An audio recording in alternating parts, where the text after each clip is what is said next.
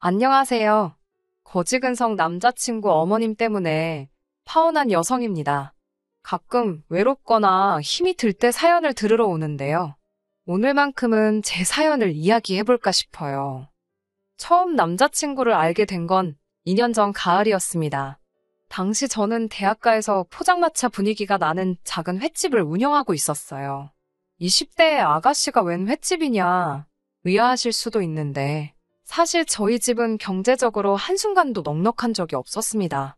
부모님께서 결혼하시던 때 친가와 외가 그 어느 쪽에서도 도움을 받지 못하셨다고요. 게다가 어머니께선 선천적으로 몸이 약하셨던 탓에 경제활동은 오롯이 저희 아버지의 몫이었습니다. 사정이 그렇다 보니 늘 저희 집은 경제적으로 빠듯했고, 그나마 제가 중학교 졸업을 앞두었을 때 처음으로 저희는 반지하 월세에서 지상 빌라의 전세집으로 이사를 갔어요. 솔직히 저라도 공부를 잘해서 의사나 판검사라도 될 수 있었다면, 그래서 부모님을 가난에서 벗어나게 할 수 있었다면 좋았겠지만, 저는 그렇게 특출난 학생은 아니었습니다. 노력을 안 해본 건 아니지만 제 상태는 누구보다 제 자신이 잘 알았지요. 이대로 대학에 간다고 한들 부모님 돈이나 까먹지 않겠나 싶어서 안 가겠다고 고집을 피웠어요. 하지만 부모님께선 절대로 안 된다고 무슨 수를 써서라도 제 대학 등록금은 내주실 테니 무조건 가라고 그러시더라고요. 대학을 안 나오면 이 사회가 저를 사람으로도 안 봐준다면서. 그래도 운이 좋게 서울 소재의 4년제 대학은 들어가게 되었습니다. 합격의 기쁨도 잠시, 바로 등록금 걱정이 되더군요. 부모님께선 걱정 말라 호언장담을 하셨지만 불안하고 괜히 죄송스럽고 그런 제 마음을 눈치채셨는지 부모님께서 저를 불러 통장 하나를 건네주셨습니다. 제가 어렸을 때부터 저를 위해 모으셨던 돈이라고요. 아, 그날 저 부모님 앞에서 정말 눈물 콧물 흘리며 어린애처럼 울었습니다. 왜 나는 백화점에서 운동화 안 사주냐, 브랜드 잠바 입고 싶다며 철딱서니 없게 굴던 지난날이 떠올라서 너무 죄송했거든요. 하지만 제가 자라는 동안 물가가 미친 듯이 올랐잖아요. 아버지가 모아주신 돈은 4년의 대학 생활을 충당하기엔 부족했습니다. 게다가 2학년으로 올라가던 해였습니다. 당시 저희 가족은 빌라에서 살고 있었는데 그 빌라 주인이 전세를 올리겠다고 통보를 해왔지요. 그 돈을 내지 못하면 찾아보나마나 지하 외에는 선택권이 없었습니다. 저나 아버지는 괜찮았지만 문제는 어머니셨어요. 앞서 말씀드린 바와 같이 저희 어머니는 건강이 매우 안 좋으셨거든요. 폐가 다른 사람들의 80% 정도밖에 역할을 해내지 못한다는 의사의 소견도 있었고, 저는 고민 끝에 아버지께서 저에게 주신 돈을 다시 돌려드렸습니다. 아버지는 괜찮다고 어떻게든 당신이 돈을 구해오겠다 하셨지만 직장에서도 잘리네만의 소리가 나오는 상황인 걸 알고 있던 저로서는 그런 아버지를 믿고 알아서 하시라고 내버려 둘 순 없었어요. 통장을 돌려드린 뒤 처음에는 학교를 그만두려고 했습니다. 제가 무슨 공부에 큰 뜻이 있는 것도 아닌데, 하지만 나중에라도 부모님께서 제가 학교를 때려친 걸 아시면 얼마나 스스로를 탓하시진 않을지 걱정이 되더라고요. 고민 끝에 저는 일단 휴학 신청을 하고 학교 앞 횟집에서 아르바이트를 시작했습니다. 횟집에서 아르바이트를 시작할 때만 하더라도 몸에 뜨는 기술이나 그런 거에 대단한 뜻이 있던 건 아니고 그곳이 가장 빨리 일을 시작할 수 있었고 시급도 다른 곳보다 나쁘지 않았기 때문이에요. 하루에 8시간 이상 웬만한 회사원들보다 더 오래 일하면서 많은 걸 배웠습니다. 솔직히 저희 교수님이 들으시면 뭐라 하실지 모르겠지만 강의실에서 듣는 강의보다 훨씬 유용한 피가 되고 살이 되는 삶의 지혜까지 배우는 듯 했어요. 그렇게 2년을 휴학하면서 돈을 모았습니다. 일단 돈을 벌기 시작하니까 돈 욕심이 생기더라고요. 처음에는 등록금을 벌어야겠다는 생각이었는데 돈이 모이고 모여서 목돈이 되니 학교를 가는 게 맞나 싶었지요. 그런 와중에 어머니께 제가 학교를 가지 않고 횟집에서 돈을 벌고 있었다는 사실을 들키고 말았습니다. 매번 딸 옷에서 비린내가 가시질 않으니 어머니께서 며칠 저를 따라다니셨던 모양이더라고요. 어머니께선 이 모든 게 당신 때문인 것 같다고 앞으로 어떡하려고 그러냐며 아버지께서도 당신이 그 돈을 받아 쓰는 게 아니었다며 한바탕 난리가 났었어요. 저는 에라 모르겠다는 심정으로 이렇게 된 거 저를 한번 믿어달라 했습니다.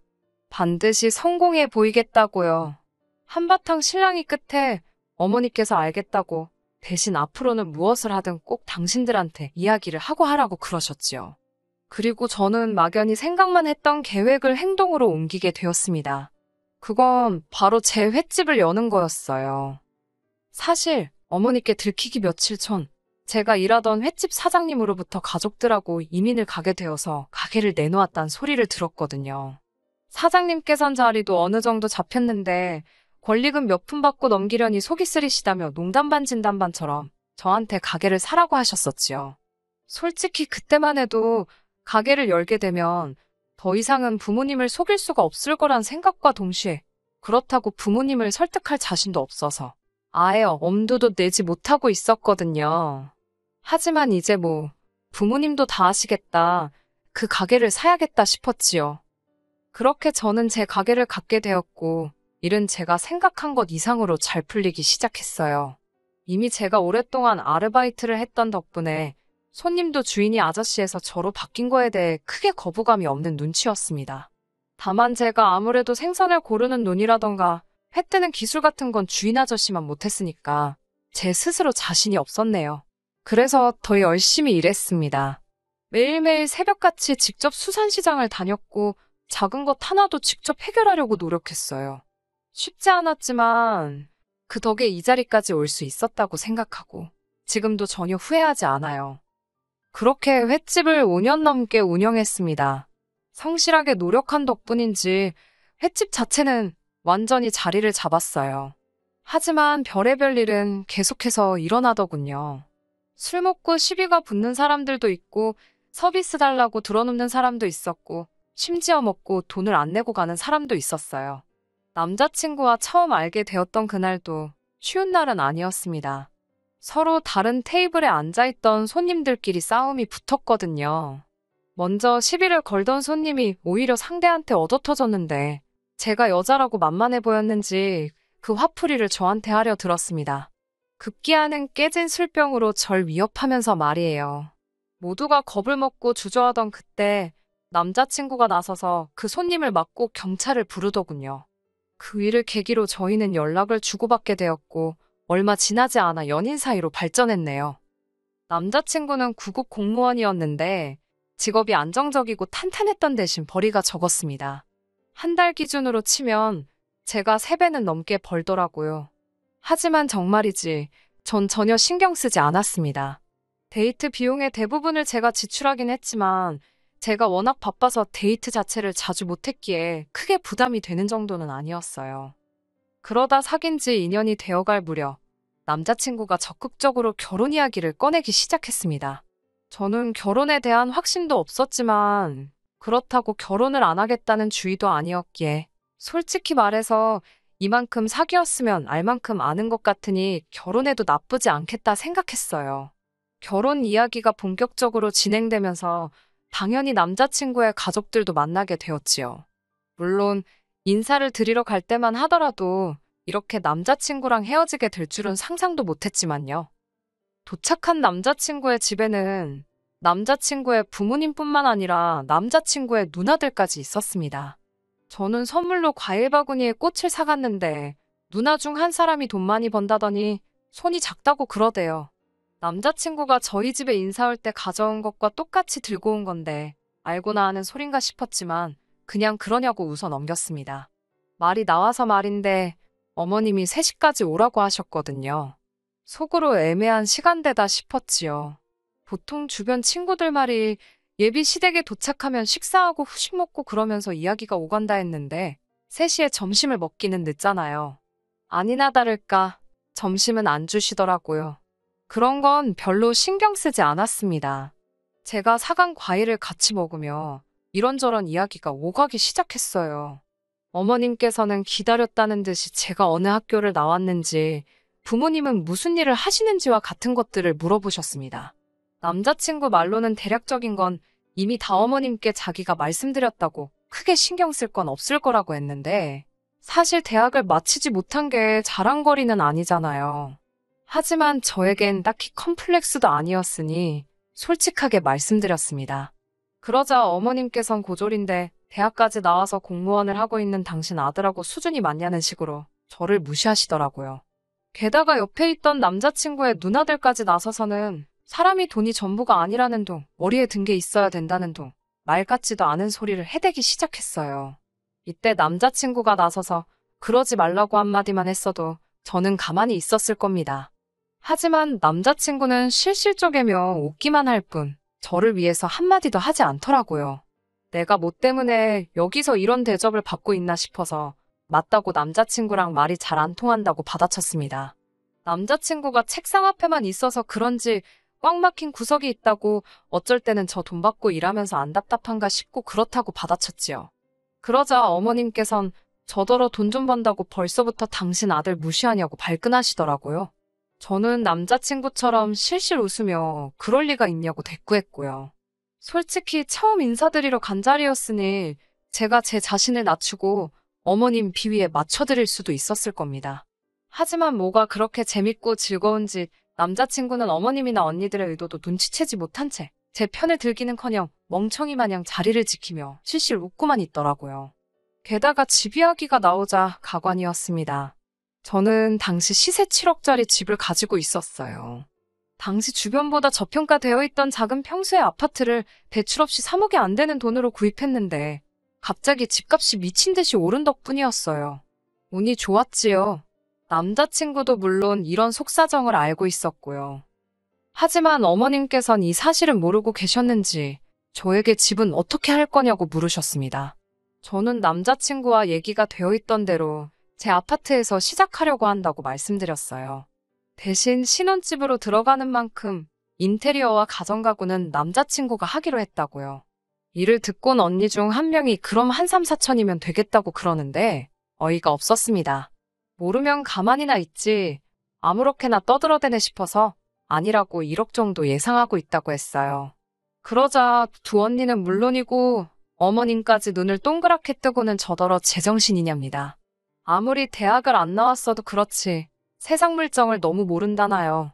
시집도 안 가고 어머님께 용돈 받아 쓰는 언니들한테 내가 왜 이런 소리를 들어야 하나 어이가 없어서 웃음이 나올 지경이었어요. 동시에 며느리감한테 제정신이냐고 묻는 게 더 제정신인가 싶었고요.